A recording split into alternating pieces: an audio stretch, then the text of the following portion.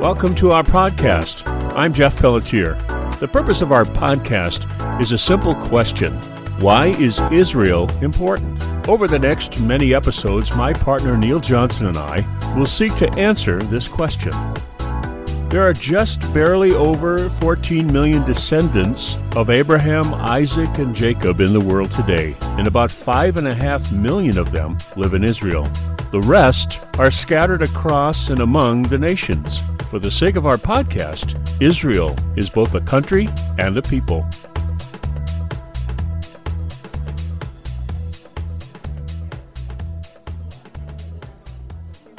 Well, Neil, here we are. You and I have talked about this many times, and we spent a great deal of time taking our listeners through the history of all of this. And, we're starting to now deal with Israel in the present day, and we have the opportunity to bring the past and the present together to talk about the future. And today we're going to do just that. We're going to talk about two things, folks. We're going to talk about Psalm 83, and we're going to talk about an ongoing situation between Israel and, in the present day, between Israel and the Palestinian Authority and Israel and Iran. And we're going to relate that to Psalm 83. So it should be an interesting show. And so, Neil, what I'm going to do, I'm going to get out my iPhone, and I'm going to turn to Psalm 83, and I'm just going to read it. And then you and I are going to talk about it a little bit. We'll spend about 15 or 20 minutes talking about it. And then we'll go to some information about Hamas at a conference they had and what they talked about. And we'll see if there's a relationship. We'll find out. Okay? All right, here we go. So this is a song or a psalm of Asaph. And Asaph, we did some research on him. He was a musician, for sure, but he was also a seer or a prophet. So in his worship and in his music, he prophesied. And so Psalm 83 is an example of that. He did, you said 11? I think 12 psalms are attributed to Asaph. 12 psalms, okay. So here's Psalm 83. O God, do not remain silent. Do not remain quiet. Do not be silent. And O God, do not be still. For behold, your enemies that's God's enemies, by the way, your enemies make an uproar, and those who hate you have exalted themselves. They make shrewd plans against your people, that's Israel, and conspire together against your treasured ones, again, Israel. They have said, come, and let us wipe them out as a nation, that the name of Israel be remembered no more. For they have conspired together with one mind. Against you they make a covenant. The tents of Edom and the Ishmaelites, Moab and the Hagrites, Gebal and Ammon and Amalek and Philistia, with the inhabitants of Tyre. Assyria has also joined with them, and they have become a help to the children of Lot. Deal with them, this is the prayer, deal with them as with Midian, as with Sisera and Jabin at the torrent of Kishon, who were destroyed at Endor, who became as dung for the ground. Make their nobles like Oreb and Zeb, and all other princes like Zeba and Zalmunna, who said, let us possess for ourselves the pastures of God. Again, that's the land. O my God, make them like the whirling dust, like chaff before the wind, like fire that burns the forest, and like a flame that sets the mountains on fire. So pursue them with your tempest, and terrify them with your storm. Fill their faces with dishonor, that they may seek your name, O Lord. Let them be ashamed and dismayed forever and let them be humiliated and perish, that they may know that you alone, whose name is Yahweh, are the Most High over all the earth. So, Neil, this is a profound prophecy. Yeah, a lot there, right? Yeah. A lot of strange names, too. Yeah, well, you know what? They're strangely familiar and familiarly strange, as you always say. Right. They don't exactly, they do kind of resound to the present day to me. Right, and you did a good job of pronouncing them, so good for you. So what do we have here in this prophesied conflict by the prophet Asaph? It's very interesting. For one thing, it's interesting because it has a lot of very specific regions, people groups, kingdoms, areas called out specifically in that consortium. And maybe it would be, first of all, I guess, important to say, well, who are these players, quote unquote, that come against God's treasured ones, his hidden ones? Who are these people? I think that'd be great. Okay. Who are they? Well, first of all, we have mentioned first are Edom and the tents of Edom. Now, that's interesting because as one Bible scholar at least has pointed out, tents seem to indicate or could indicate a refugee status, living in tents. And if you look at where the Palestinians are housed today, many of them, and for years and years and years, lived in tents. Okay? Yeah. The second thing is Edom is mentioned. So Edom is from the area of Mount Seir, and Seir is one of the people who've come against Israel in the past as well, this Ishmaelite kind of subgroup. So we have tents of Edom. Yeah. We have the Ishmaelites, Yeah. traditional enemies of Israel. Yeah. From our past Bible study kind of podcast we did. So hang on a second. Oh. Isn't Edom what Lot? Is that a connection to Lot, Edom? Well, the Moabites and the Ammonites, who are also mentioned here, are from Lot. Lot and Abraham as well. Because aren't those some of the nations that he founded? Well, the Ammonites? Well, the Ammonites were from the incestuous relationship after Sodom was destroyed by one of Lot's daughters. Oh, yeah. And their offspring were called the Moabites. Oh, and the second daughters were called the Ammonites. There you go. And they inhabited regions right next to Israel in that day on the border of what today is Jordan. Got it. So it's very important that these people are called out because we're going to talk about these are first ring, first tier, close neighbors of Israel who come in 83. Exactly. So now we have the Ishmaelites, the Moabites, the Ammonites. We have Gabal. Well, that is from Lebanon, which is very important, was a city there. The Amaleks, the Amalekites, who were the traditional enemies of Israel throughout Scripture. We have Philistia mentioned, which is the Philistines, which is where we get the term Palestinian from. So if you want to just think or use the term whenever you hear Palestine, Philistine, or Philistia, you would be completely accurate in doing so. Yeah, and I think Hamas would agree with you.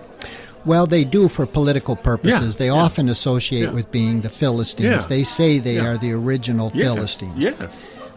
For political reasons, Yeah. they do that. Yeah. We also have Tyre mentioned, which again is in Lebanon, and it says Syria or Assyria, which is the land of the north and west. So they are very specifically called out in this psalm as who are these protagonists who come against the nation of Israel. Very interesting. Yeah.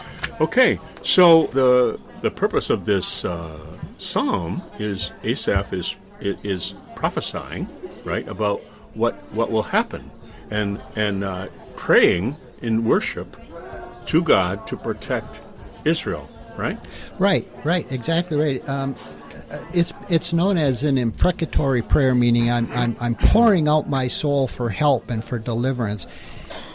because it's so similar to a much more famous conflagration or upheaval in this continuous warfare from Ezekiel 38, 39, other places in Ezekiel 37 leads up to it.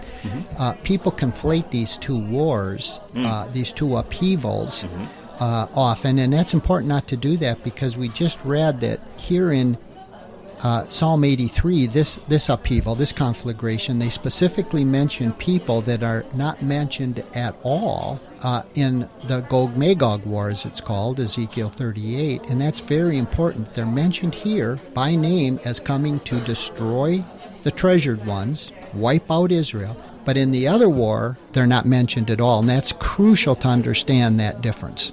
Very interesting. You know, I was looking at verse 8, and it talks about they have become a help to the children of Lot. So, but deal with them as with Midian. Talk about that. What did God do with Midian? Right. So everybody should know that. Well, for our purposes, we have when Gideon destroyed in the book of Judges the invaders of Midian. Yeah.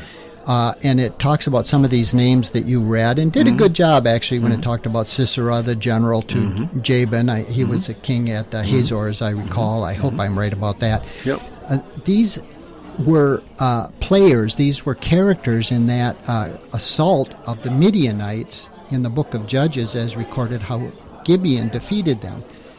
Why that's important, Jeff, is because some people, depending on how you look at the Bible or something as prophetic as this Psalm 83 psalm, they say, well, because those people have come against them in the past, it's done away with.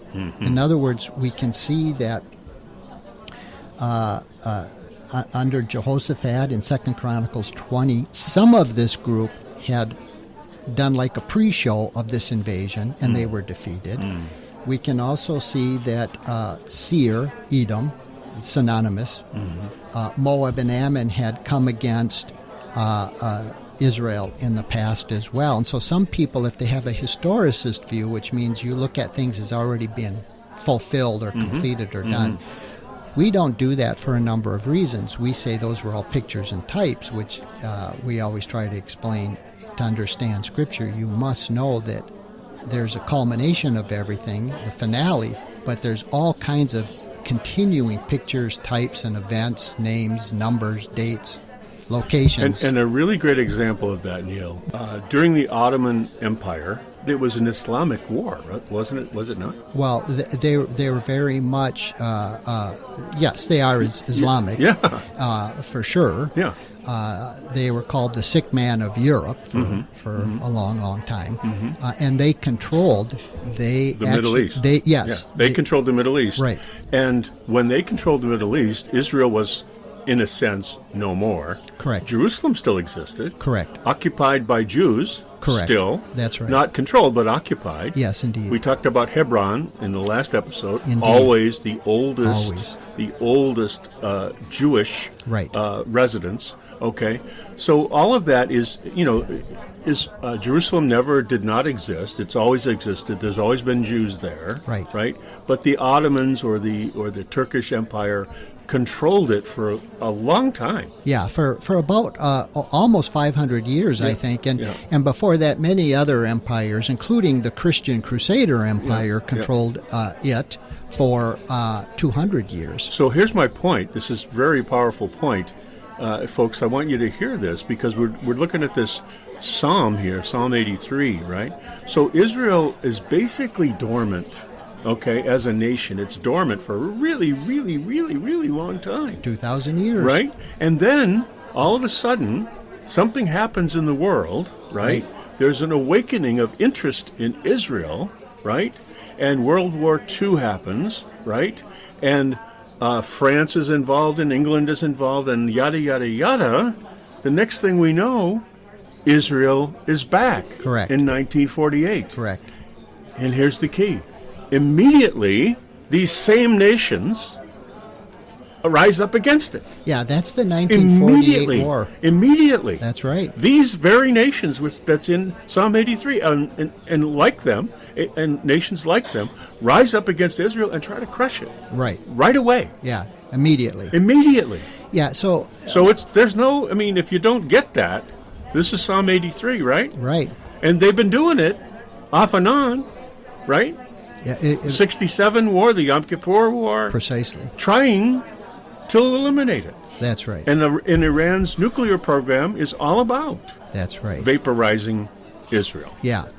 Right. And so what you're saying is exactly correct in that historically we can see that whenever the Jews, the Israelites, the DNA of the promise controlled the land, the enemies rose up to destroy them. Immediately. Now, you can ask yourself theologically, why would that be? We won't get off on that necessarily. But the fact of the matter is, Jerusalem has never been the capital of any people group but the Jews.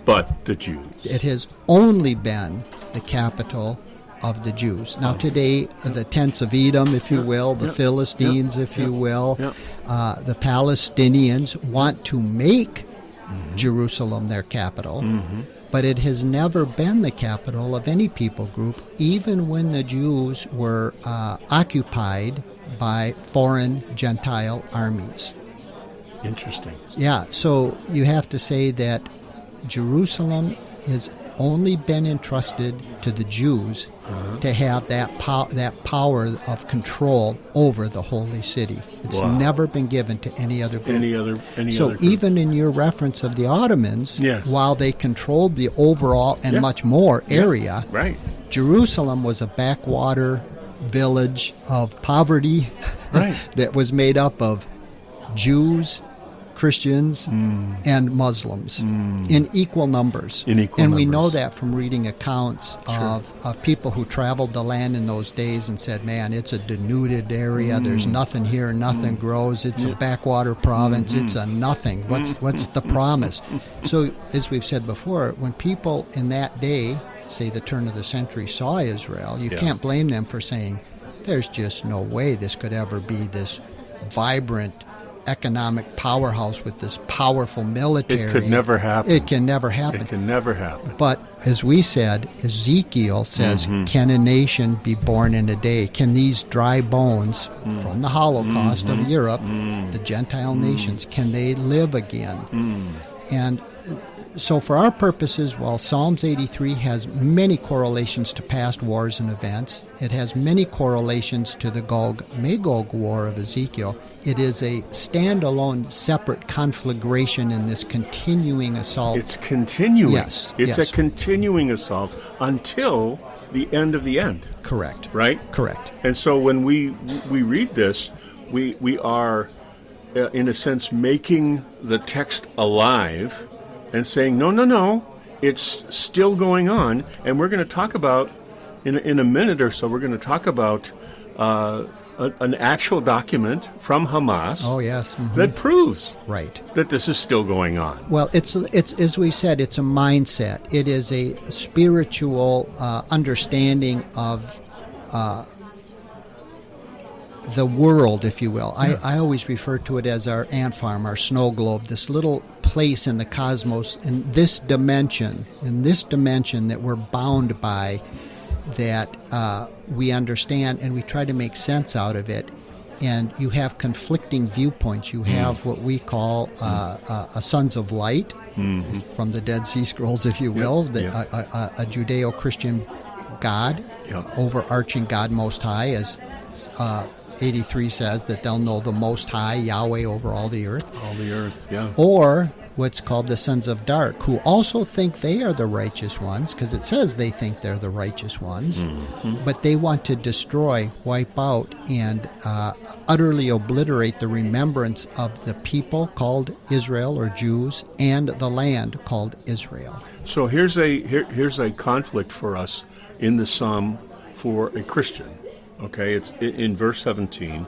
Let them be ashamed and dismayed forever, and let them be humiliated and perished, that they may know that you alone, whose name is Yahweh, Yeah.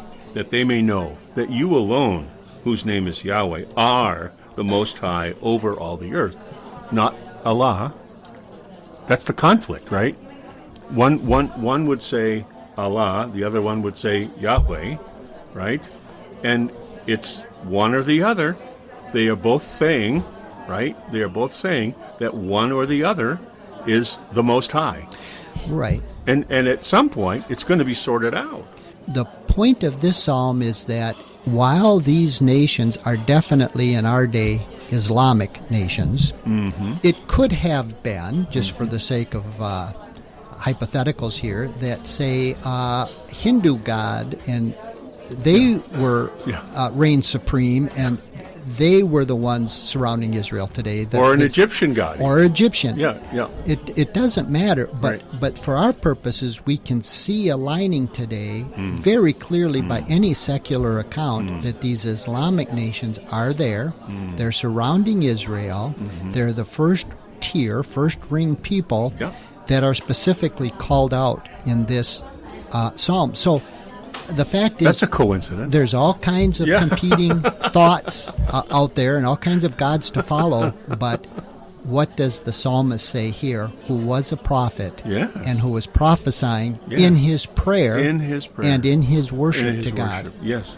And that's why we're talking about Psalm 83, folks, is because it's a prophecy that has legs even today, and we're talking about that. So we're going to switch now to a text that is a quote. What we've done is there was a Hamas-funded conference that occurred, and we pulled some quotes out that are not taken out of context in the sense that the context is actually supporting what these quotes say. So they're pulled out of the text as the point that the context makes. Yeah, it's not the whole article. Not the whole article, but we aren't taking them out of context. That's important. But the mindset and the purpose and the plans fit entirely with Psalm 83. with Psalm 83. Yeah, So we exactly. have the present day mindset and Exactly. intent. Exactly. So the conference is titled, the Hamas conference is entitled, The Promise of the Hereafter. Well, why don't you say that again? What's it called? The Promise of the Hereafter. Well, wait a minute. We know the promise is toward Israel, right? Toward Well, the Jews? that's exactly right. So we're talking about here. So the battle for the liberation and the return to Palestine has become closer now than ever before. That's from the conference. The battle for the liberation and the return to Palestine has become closer now than ever before. So they think it's imminent, Jeff. They think it's imminent. So right? if we're reading this psalm Yep. and they think it's imminent, They think it's imminent. What are they reading? I mean, they got it. They got the same. why are we thinking maybe it's done away with and it's not imminent? It might be because it's prophetic. So the conflict did not suddenly break out. The resistance had prepared for it with years of planning, training, military, and intelligence development. That's a quote, okay? It did not just break out the resistance. The Palestinian resistance has prepared for it with years of planning, training, and military intelligence development. The wider conflict with Israel, he said, can end only with the implementation of the promise of victory and control that Allah gave us. So they believe that they've been given by Allah victory and control over Israel already. Right, which again fits with what we're reading about. What They're we're reading coming about, to right. attack us, to They're wipe coming- us out. Yes, exactly. So the liberation is the heart. Liberation is at the heart of Hamas's strategic vision, it says, that speaks of the full liberation of Palestine from the sea to the river, which is the river. Well, that's a way of often referring to the land of Israel from the sea to the river. We, and the Bible seems to make it clear, it's one part at least of the Euphrates. Radius, okay. With Jerusalem as its capital. Now, I want to spend some time on this, okay? Jerusalem, right, is the name God gave the city. Right. It means God's peace. Yeah, the right? city of peace. The city of peace. And they're going to use a Jewish capital, and they're going to call it by its Jewish name, its Hebrew name. Right? Well, they're going to rename the city. You think they will? Yeah, they refer to it as a different name even now. I they think. do. Okay. But okay. the fact is, even though they're calling it Jerusalem because that's the way it's referred to today, and it's known globally as Jerusalem. I see. It matters not for their purpose. Their see. intent is still to take that land, that area, that place where Abraham was going to sacrifice Isaac. Yeah. And usurp it for their purposes and wipe out any vestige of Jewishness of both the holy city and the land in its entirety for themselves. By the way, folks, we will link the entire document that this comes from on our Facebook page after this broadcast. Okay, so it says we are sponsoring this conference, Hamas says, because it is in line with our assessment that victory is nigh or imminent, right? So they're co-opting the promise of God to Israel concerning the extent of its borders. Jerusalem, of course, nothing more need be said. All God's promises are entirely hinged on Israel being in and controlling the holy city. All of God's promises, all of Yahweh's promises, entirely hinge on Israel. By the way, all of these promises were made before the founding of Islam in 600 AD, right? Yeah. So we're Islam is saying that is all wrong, and that Islam is got it right. That's interesting. So Neil, this is quite an amazing document. But the key is that you said is that it's evidence that Psalm 83 isn't done. Right, it's not done because we see it about to conflate, as you just said right now, in the conflagration, I mean, an uptick just by their own very words that one of the people mentioned here in Scripture in Psalm 83 is one of the ones who funded this conference, promoted this conference, and said, the victory is nigh. So in other words, those who would say, well, Psalm 83 through Asaph the prophet's done away with, it was done, it's recorded in Chronicles or wherever, those people, not according to the participants who are enumerated in Psalm 83, according to what they think, it's about to blow up. Right, and in the Psalm, it quotes them, right? It says, they have said, come and let us wipe them out as a nation, that the name of Israel be remembered no more. And then it goes on in the conference, you quote it says, the minute Israel collapses, the interim government's security apparatuses must put their hands on the data regarding the agents of the occupation in Palestine. They call the Jewish state an occupation of Palestine in the region and throughout the world, and discover the names of the recruiters, the Jewish and non-Jewish in the country and abroad. This is invaluable. So they're gathering intelligence the minute Israel collapses, according to what their desire is. This is important information, will enable us to pursue, and it says in the Psalm, let us cut them off from being a nation. So, folks, I think it's pretty plain that this conflict between Israel and its enemies that's written about in the Bible, in the Old Testament, in the Psalms, is not done. And as I said a minute ago, Israel was diminished to virtually nothing for 500 years.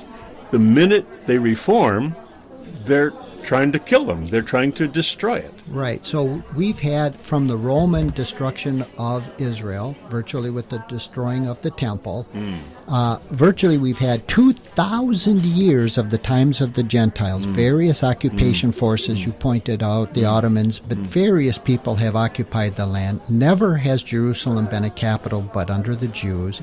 But I think the important thing is to say there again, as the Psalm says, and as they're saying in their conference, wipe out the nation. It's a nation. It's not just people scattered abroad. It's not a few people hunkered down. It's a nation with all the apparatus of a nation, government, financial system, all the other resources that go with nationhood. And we've seen a nation born in a day, basically from 48 Yes. until today, where Israel, against all odds, never been done before, ever in the history of all humanity, where a people group stayed with their own identity, were not intermingled, came back to a defined geographic area, and as the prophet said, the land would be blessed when the people come back. And today we look at this economic engine, this powerhouse of Israel, this military powerhouse, this scientific, medical powerhouse, all as a nation that this group, this confederacy, this alliance says we shall wipe out, and it calls them scum, we shall wipe out this scum who usurped our Philistia, our Philistine nation, and will revert it back to a cleanly Philistine nation. Amazing. So we have these competing powerhouses of... It's amazing. And Neil, just if you look at it with common sense, as I'll just say, when I look at it with common sense, I'll own it. When I look at it with just common sense, I would say if I were Iran or Syria or Egypt or any of the bordering nations, Jordan, any of the bordering nations, I would go to Israel with an open hand and say, "Can you help us become like you?" Well, that's what it promises. That's what I would do. That's what... Just using common sense. That is the promise we have for a far future date. Unfortunately, after a great number of conflagrations, including 83, you're referring to Iran because they figure so prominently in the Gog-Magog war. Right.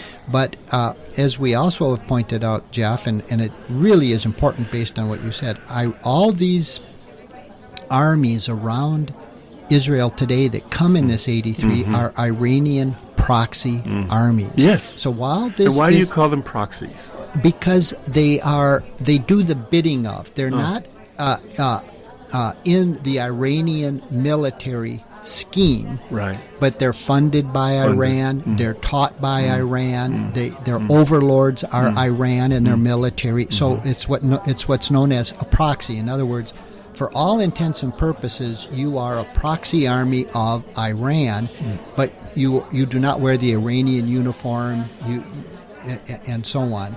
But all the funding, all the weaponry comes from Iran, and it comes to all these surrounding countries, this first ring circle of Israel. And it also bears interest in that in this article they specifically point out we're going to need help from Lebanon, Syria, and Jordan who must participate. Well, that is a handful of some of the people specifically identified in Psalm 83. It is. So while they're Iranian, and it might be for another show, that is the Gog-Magog conflagration. This is one upheaval and the continuing upheaval.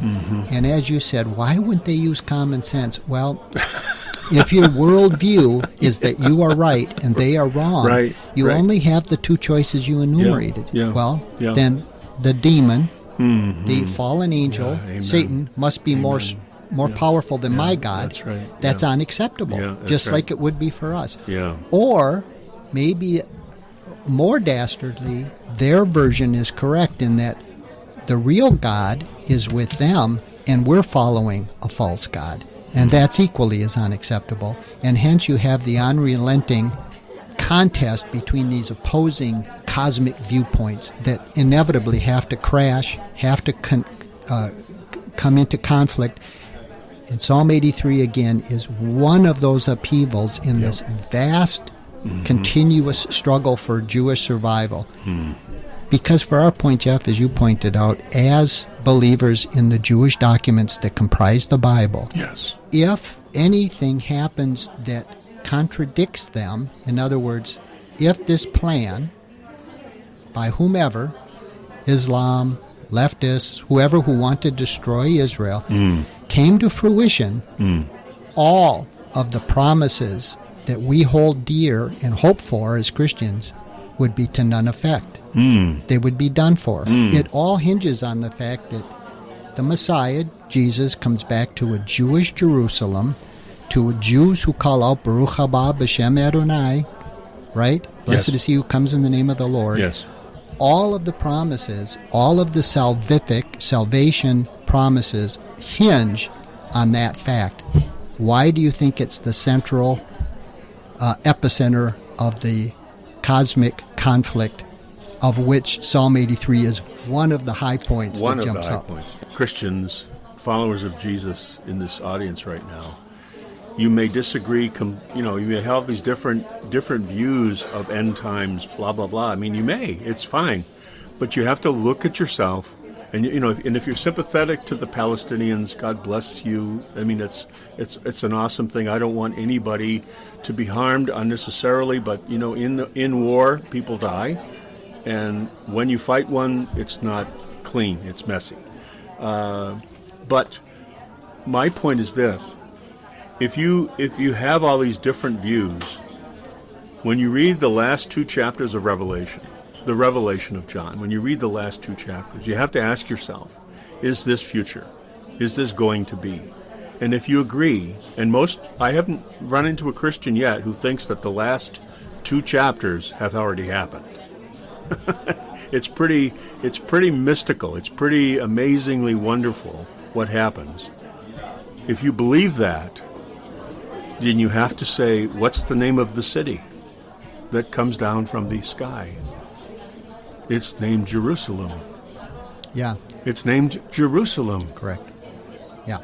City of Peace. It's named Jerusalem. The Hebrew name. It's the name. It's going to be that city. And while it is much larger and far more mystical, it also comes down on or usurps over the same spot. Right? The Holy of Holies Right. will be the same. Right. Holy of Holies. So, as you said just now, I haven't met one Christian who thinks that's happening yet. You're right. Yeah, and I have we not, know there's a number of conflagrations. So we're just pointing out that there is one to come soon. And as one Bible scholar, we talked about this, he calls them the here-now prophecies. Yeah. And he refers to them as there's no preconditions that need to be set. We're ready, at least as recorded by Asaph. This conflagration with Psalm 83 is a here-now prophecy, as he calls them. It can happen now. Yeah.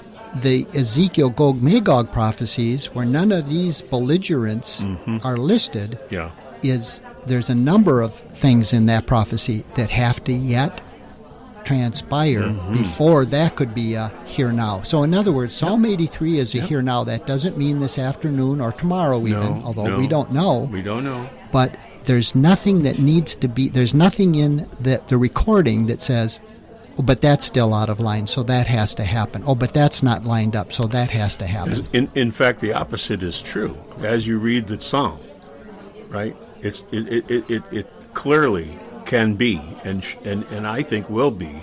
But here's something I want you to think about. The name of the show is Israel. Why does the Middle East matter? And if this show all by itself hasn't proven to you that the Middle East matters and Israel matters, I mean, this is just the beginning. We got a lot more to cover. But Israel and the Middle East matter to God. It's the beginning and the end, of all things for God. And the beginning and the end and the beginning again, right? A new beginning, right? Yeah. That region is where it's going to be. Yeah, it's where all of this mindset started. Yeah. It's where it all culminates. Yep. And restarts. So just as the globe is circular and the idea of God and the knowledge of God flowed out of Jerusalem and went and encompassed the world, it's now coming back around the globe. That idea of circularity or continuous as opposed to a linear timeline, that's what we keep trying to convey to our audience. Yes, there were pictures and types in former wars. That's not the culmination. It is circular. We see it again and again and again until one day, in a future time, all that is prophesied will have happened. It will have come to fruition in a culmination of events, and that is what we're looking for in the seventh day, as we've called it, in the seventh day, 1,000 years, yes, 7,000 the years. end of 6,000 years, the seventh day, where Jesus, our Messiah, rules from this holy city, Jerusalem. And that's why it's important, again, if enemies of that concept can win, all of our promises are to none effect. We have been defeated, both physically and spiritually. And you it's have not, no hope. It's not a question of will God win or not. Yahweh will win. He does win. It is going to be. But for us, the church, we have the opportunity to limit outcomes, to limit casualties, to limit death, to help God, because we are His servants, we are for Him, to help Him in explaining even to Muslims so they understand. We can help them improve their understanding. We can change how people think about this, and that's what we want to do, so that they understand it truthfully, so that we limit the damage. God doesn't want anyone to perish. That's correct. Anyone. Unlike other ideologies that say God would like to kill and destroy unbelievers, God Not shows at all. extraordinary patience, because those of us who believed and gone through our own hells have wondered, why don't you bring it to an end? And yet He keeps reaching out. And it's important to realize, although Iran is not mentioned here, that and there are mentioned, they are the prime player, it seems like, in Ezekiel. Here it's their proxies who are the prime players mentioned. That in Iran today, they say there's the biggest explosion of belief in the whole concept of Judeo-Christian ideology of Messiah, salvation, a God most supreme who loves Israel, who has a plan for redemption, and is long-suffering before He brings these judgments. So that's important, what you just said, that even though these are cataclysmic and horrible, and they will be horrible, the purpose of knowing about these wars is not just to know horribleness is coming and they deserve it, and I'm saved, I'm out of here, and too bad for you. No, not it at all. Jesus said, Jeff, as we talked about before we started, he said, I have told you that in this world you will have tribulation. Yes. But He said, I have told you so that you will have peace. Yes. Because at least you've been foretold. Yes. He's gone to great lengths in the documents to explain it, to tell you, so that you can psychologically at least know, yes, I'm suffering. Yes, I may even die, which is abhorrent to all human beings, death and destruction. But Jesus says, I want you to know I have not abandoned you. I have not forsaken you. You're going to go through this, but it's so you'll have peace, and so you will know. Contact us. Let us know what you think. We want to hear from you. We want go on our Facebook page and like us and look at the full text from this Hamas funded conference. I think you'll really like it. So be at peace, folks. Until next time. This has been a great discussion for this episode of Israel. Why is the Middle East important? I look forward to how this continues to unfold. As you can tell, Neil and I enjoy talking about the subject, as it helps us to get to the root of the matter about God and why Israel and the Middle East are so important. Thank you for listening to this podcast, and we would love to hear from you. Visit us at our home at Spreaker.com.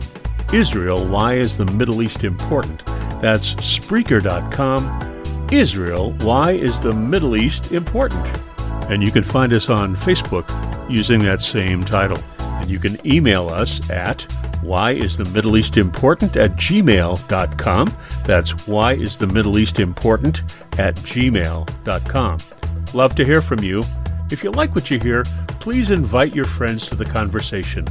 One thing Neil and I always say to each other is, I don't know. Because the only way we know is to not know. Once you have it all figured out, you stop learning. And that state of mind is what helps us to learn and grow. We invite you into that journey with us. From Neil Johnson and me, Jeff Pelletier, shalom, and see you next time.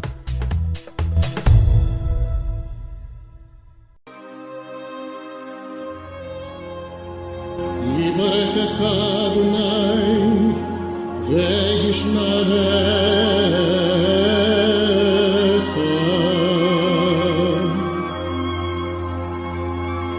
יאיר אדוני פניו אליך ויחונך.